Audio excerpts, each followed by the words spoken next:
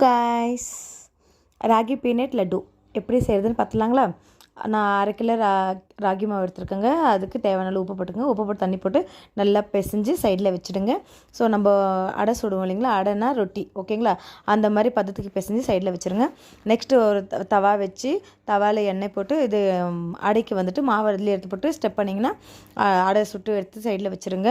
அடை ஆனதுக்கப்புறமா அடை வந்துட்டு ரொம்ப நல்லதுங்க, ஹெல்த்துக்கும் ரொம்ப நல்லது ராகி.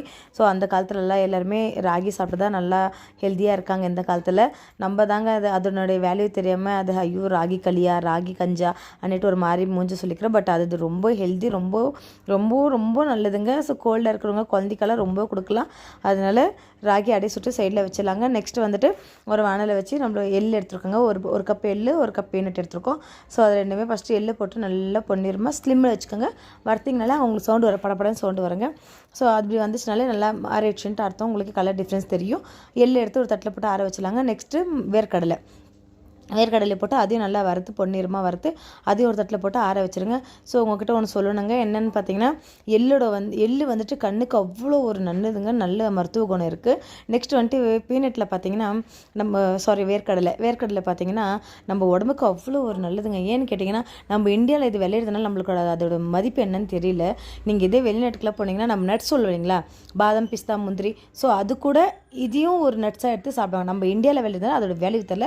ஸோ அதையும் நல்லா முடிஞ்ச அளவுக்கு சேர்த்துக்குங்க.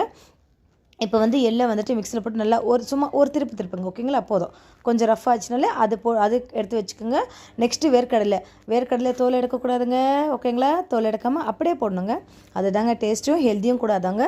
தோல் எடுக்காமல் அது ஒரு ரஃப் பண்ணிக்கோங்க. ரஃப் பண்ணிவிட்டு நம்ம சுட்டு வச்சுருக்கோம் பார்த்தீங்களா அடை, அந்த அடையை சின்ன சின்னதாக போட்டு மிக்ஸியில் போட்டு அதையும் நல்லா பொடி பண்ணி அது கூட சேர்த்துக்குங்க ஓகேங்களா. சேர்த்துட்டு நான் அச்சு வெல்லம் 3 எடுத்துருக்கேன். உங்களுக்கு எப்படி வேணுமோ அப்படி நீங்கள் அதுக்கு தகுந்த மாதிரி உங்களுக்கு ஸ்வீட் தகுந்த மாதிரி நீங்கள் வெல்லம் எடுத்துக்கலாங்க. வெல்லம் இல்லை நாட்டு சக்கரை எதுனாலும் ஓகேங்க சேர்த்துக்கலாம். நான் 3 அச்சு வெல்லம் எடுத்துருக்கேங்க. அதையும் போட்டு நல்லா மிக்ஸிலே போட்டு தூள் பண்ணிங்கன்னா அதுவும் பொடி ஆகிடும். போட்டுட்டு நல்லா எல்லாத்தையும் மிக்ஸ் பண்ணி உண்டை பிடிச்சி வச்சுக்கிட்டிங்கன்னா ட்ரெடிஷ்னலான ஹெல்த்தியான ராகி பீனட் லட்டு ரெடிங்க. ஸோ நீங்கள் பண்ணி பார்த்துட்டு எப்படி இருக்குன்றதை கமெண்டில் சொல்லுங்கள். என்னோடய சேனல் பிடிச்சிருந்தா லைக் அண்ட் சப்போர்ட் பண்ணுங்கள் அண்ட் ஷேர் பண்ணுங்கள். என்னுடைய பையனும் எனக்கு ஹெல்ப் பண்ணாங்க.